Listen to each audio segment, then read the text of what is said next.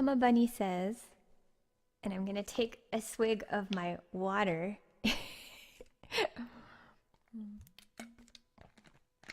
I'm an aspiring game music composer myself.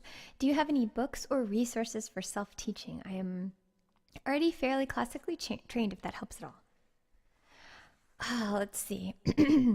I don't know of any books for that sort of thing. I guess, like, how much do you compose? Like, do you are you one of those people who like sits at, the piano or an instrument that you play and kind of just loves to improv music and make things up? Do you like working with software? I think like one of the best things that you can do is just be super prolific, like make as many things as you can.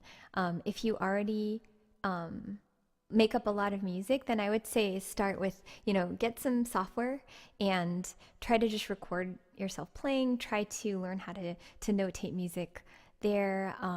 And I think one of the best exercises that I would do is pick a game where you would have been super excited about making the soundtrack for, and then try to recreate some of the music based on how you would do it. Like, well, if you're not comfortable with that yet, you can also start by actually just try to recreate that music by ear. See how close you can get, and if there's anything different you do.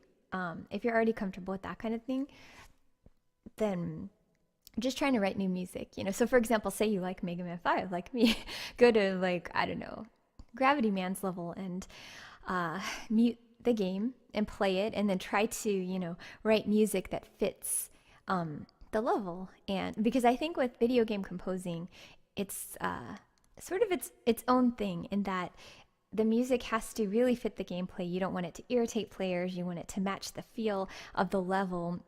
And so it's like its own specific skill set. So I think recreating music and trying to have it match other games is a great way to do that.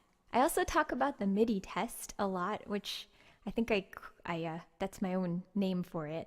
But in the beginning when I got started, instead of using like fancier samples and stuff like that, what I would do is I would compose using just the MIDI 128 sound bank for my instruments.